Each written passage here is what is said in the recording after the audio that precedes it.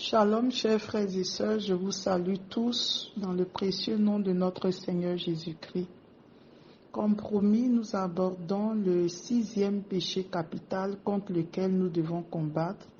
Nous avons déjà vu la gourmandise, la luxure, l'avarice, nous avons vu la colère, l'ennui et nous abordons maintenant le péché ou le vice de l'acédie. Je vais expliquer ce que c'est.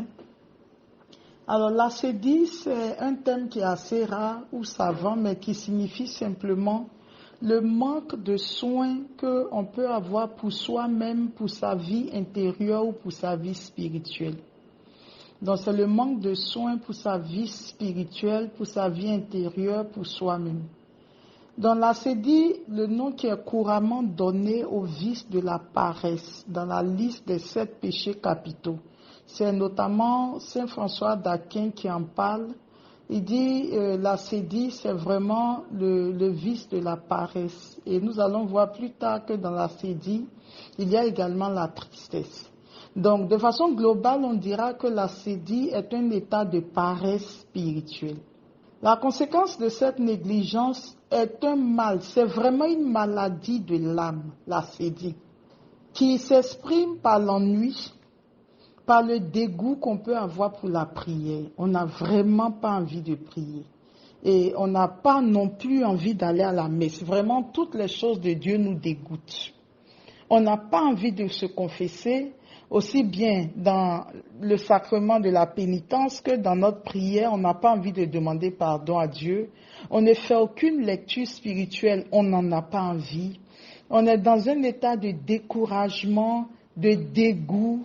L'âme est comme engourdie et l'esprit est plongé dans une profonde tristesse. Et c'est cela le vice de l'acédie, c'est-à-dire on a envie de rien, surtout pas envie de prendre soin de sa vie intérieure ou de sa vie spirituelle. Alors cette acédie peut devenir dans l'âme, peut entraîner dans l'âme une sorte de torpeur spirituelle et un repli sur soi. En fait, c'est une maladie spirituelle. C'est une maladie spirituelle et le pape Grégoire le Grand dit que l'acédie naît de la tristesse. C'est-à-dire vous êtes là, vous n'avez envie de rien, envie de voir personne, vous êtes comme endormi, vous ne faites plus d'efforts, tout vous dégoûte, vous êtes plongé dans une profonde tristesse, c'est le vice de l'acédie. Alors, donc, combattre l'acédie, c'est combattre le vice de la paresse. Cette paresse qui va avoir tendance à nous entraîner dans un sommeil spirituel, une sorte de dissipation. Elle va nous entraîner l'horreur de la solitude et de la retraite spirituelle, par exemple. Le mépris, elle va entraîner chez nous le mépris et le dédain de nos frères. Et on ne se plaît dans aucun travail, surtout si c'est un travail spirituel.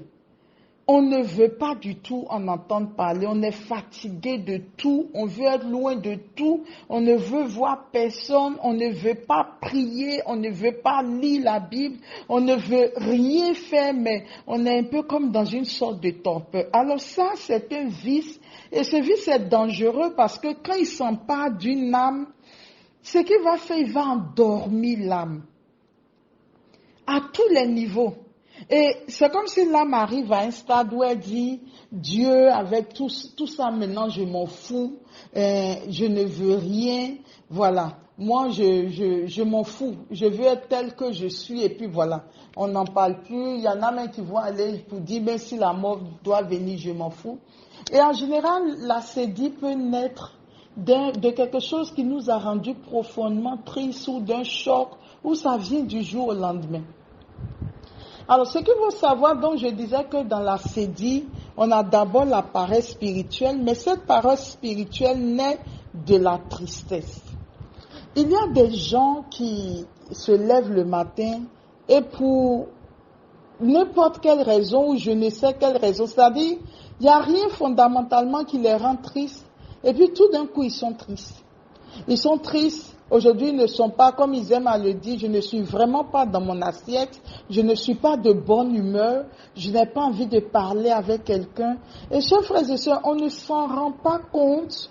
Et beaucoup disent, si je ne veux pas parler avec quelqu'un, mais je ne parle avec personne, et je ne veux pas qu'on m'emmène, mais on ne se rend pas compte qu'en réalité, c'est un démon, le démon de l'acédie qui se trouve derrière cette tristesse, cette mauvaise humeur qu'on ne comprend pas, mais qui apparaît d'un moment à l'autre, du jour au lendemain, et on devient désagréable à tout le monde, on ne veut voir personne. C'est un esprit qui est par derrière et qui suscite cela. La parole de Dieu dit, la joie du Seigneur est ma force. Et la joie est un sentiment que le Seigneur communique à ceux qui sont enracinés en lui. Vous verrez qu'il y a des gens qui ne sont presque jamais dans la tristesse. Ou s'ils sont dans la tristesse, c'est probablement parce qu'ils se sont éloignés des voies du Seigneur, et cette tristesse que produit le Saint-Esprit parce qu'on a péché contre Dieu, c'est cette tristesse qui les anime, et une fois qu'ils ont demandé pardon à Dieu, ils retrouvent leur sérénité, leur joie et leur paix. Mais il y a des gens qui, pour n'importe quoi, je dis n'importe quoi, pas pour mépriser, mais je cherche mes mots, c'est-à-dire sans raison valable, voilà, on va dire ça comme ça, sans raison valable, tout d'un coup ils sont dans la tristesse. Ils sont vraiment de mauvaise humeur. Et quand c'est comme ça, ils polluent l'environnement de tous les autres. C'est-à-dire ce genre de personnes, le jour où ils sont de bonne humeur, tout le monde doit être de bonne humeur, et le jour où elles sont de mauvaise humeur, tout le monde doit être de mauvaise humeur. Et ça, c'est un esprit derrière qui guide la personne. La personne elle-même ne sait pas pourquoi elle est de mauvaise humeur, elle ne sait pas non plus quand elle devient de bonne humeur, mais elle est comme téléguidée par quelqu'un de l'extérieur. C'est le vice de l'acédie. Et cette tristesse régulière, si elle n'est pas traitée, elle va finir par conduire à une sorte de paresse spirituelle, et on tombe dans le vice de l'acédie. Or, quand l'acédie s'empare d'une âme, elle est capable d'entraîner l'âme jusqu'au blasphème de Dieu, puisque l'âme ne veut plus rien entendre de la vie spirituelle, de la vie intérieure de Dieu, de la prière, rien du tout. Et c'est un péché qui est assez grave. Et Saint Paul le dit d'ailleurs, il dit, réveillez-vous, vous qui dormez. Réveillez-vous, vous qui dormez. Sortez de votre sommeil. Parce que l'acédie peut conduire tellement loin qu'elle peut finir par conduire à une forme de dépression. Elle t'isole de toutes les autres personnes. Tu n'as envie de rien. On broie du noir. On est dans le découragement. L'acédie va couper de toutes les autres personnes, de toutes les relations qui peuvent aider. Et finalement, on évolue progressivement vers la dépression. Alors, chers frères et sœurs, ce vice est à combattre vigoureusement. Il va entraîner la paresse, il entraîne d'abord la tristesse qui conduit à la paresse. Alors, ce remède, c'est de ne jamais se laisser aller à l'ennui. Et il faut courir vraiment au devant de l'ennui en le combattant vigoureusement. Il faut faire quelque chose que notre esprit aime. Apprenez dans votre vie à avoir des choses qui vous épanouissent. Ça peut être un travail manuel, ça peut être la couture, la broderie, le jardinage, la mécanique. En tout cas, quand on sent que cet esprit veut se mettre en route, il faut courir rapidement vers quelque chose qui est sain et qui nous épanouit. Ensuite, il faut essayer de varier ses occupations, surtout spirituelles. Je n'ai pas envie de prier, mais je vais quand même prier, même si c'est 5 minutes. Après, je vais aller lire ma Bible, même si c'est pendant 5 minutes. Je vais aller quand même à la messe sans crier à Dieu, Jésus, sauve-moi. Je sens que la paresse spirituelle, que la tristesse s'empare de mon âme. Ensuite, je l'ai dit tout à l'heure, faire un travail manuel qui m'aide. Je vais prendre un livre de spiritualité, le lire pour me remettre rapidement en selle. Si je suis dans une communauté telle que celle qu'on a sur cette plateforme, je vais poser une question peut-être en lien avec ça, et les réactions de mes frères et sœurs par rapport à ça peuvent me donner du courage, peuvent me faire comprendre que je ne suis pas seule, peuvent entraîner toute la communauté côté, à prier pour moi. Et c'est comme ça qu'ensemble, on peut combattre ce vice de la sédie qui, de façon générale, va conduire, si elle perdure, vers des formes de dépression. Un conseil que je voudrais donner également, ça peut être de faire une œuvre de charité là, parce que je me sens envahi par ça. Je vais peut-être aller à l'hôpital, rendre visite à des personnes qui souffrent du cancer, de l'insuffisance, être en contact avec la misère d'autres personnes, avec la pauvreté d'autres personnes, aller rencontrer des enfants de la rue qui meurent de froid et voir quelque chose que je peux faire pour ces personnes. Et donc, l'élan de charité que je vais susciter rapidement dans mon cœur va repousser loin de moi le vice de la sédie. Et je vais demander à Dieu dans la prière de venir à mon aide.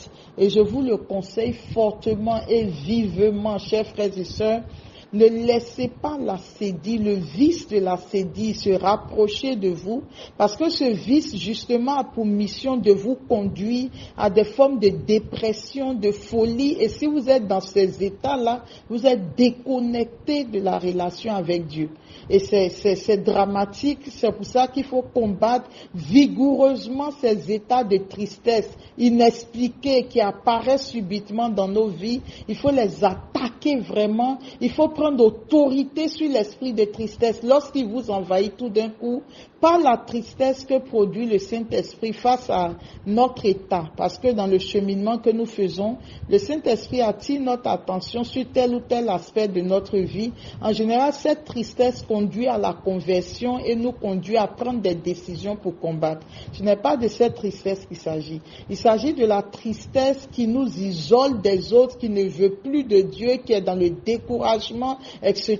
C'est cette tristesse qui conduit à la sédie avec la paresse spirituelle et qui nous conduit plus tard vers des formes de dépression et de folie. Et le Seigneur nous veut entiers, car la gloire de Dieu, c'est l'homme debout dans toutes ses composantes et ses réalités. Que Dieu nous donne la force de combattre vigoureusement ce vice et que Dieu bénisse chacun d'entre vous.